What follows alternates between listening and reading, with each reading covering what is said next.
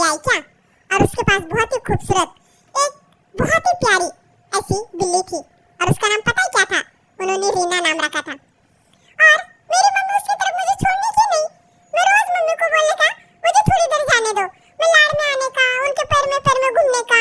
Mummy को कई बार बोला मम्मी मुझे थोड़ी देर जाने दो, लेकिन मम्मी है कि मुझे बाहर जाने नहीं देती थी। मैंने भी आइडिया लगाया। मम्मी सब लोग खाना खा रहे थे, खाना खाने के बाद सो गए, और मैंने क्या करा पता है क्या? एक भैया ने स्प्रे ला के रखा था, मेरा भैया डॉक्टर है, वो स्प्रे मैंने सबके मुंह पे मारा, सब लोग बेहोश हो गए। मैं मस्त अपना हल्लू से दरवाजा खोला, मुझे कड़ी खोलने भी आती मालूम है, ये जो सामने दिख रहा है दरवाजा उसकी कड़ी, हाँ मैं खोलता। गपचुप गया, बाजू में रीना को मिला और मस्त उसके साथ चुम्मा चाटी करा और वापस आया। मम्मी को पता ही नहीं चला। और तुमको मालूम है दोस्तों, 6 महीने के बाद मेरे जैसे सेम बच्चे हो गए। तो मेरी मम्मी बोलने लगी, क्या रे ये कहीं तेरा तो कान नहीं?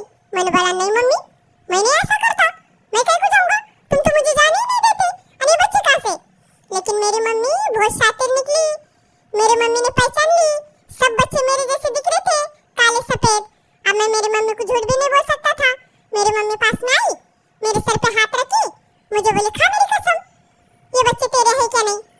अब मुझे तो मेरी मम्मी को मारने का नहीं था, मैं तो मेरी मम्मी से बहुत प्यार करता, नहीं तो मुझे पेडिग्री कौन ला के देता, खाना कौन देता, पोटी कौन साफ करता? मेरी पोटी दिन में से मेरी मम्मी साफ करती। मेरा भैया तो क्या कॉलेज को जाता रहता, लेकिन पोटी मेरी मम्मी साफ करती। इसलिए मम्मी ने कसम दी। फिर मैंने बोला हाँ मम्मी ये मेरे ही है, लेकिन एक बच्चा जरा सब में ज्यादा अलग था। फिर मैंने रीना को जाके पूछा, क्या रे किसका है? तो रीना ने ऐसी बात बोली जिससे तो मेरा दिमाग ही सरका। रीना बोली तो आके गया क्या? फिर उसके बाद दूसरा आया था कालू, ये कालू का बच्चा है।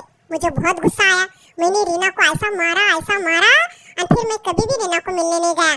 फिर मैंने अपनी मम्मी के पास बैठकर मम्मी से बहुत प्यार से वादा किया, मम्मी अब मैं कभी भी रीना को नहीं मिलने जाऊंगा।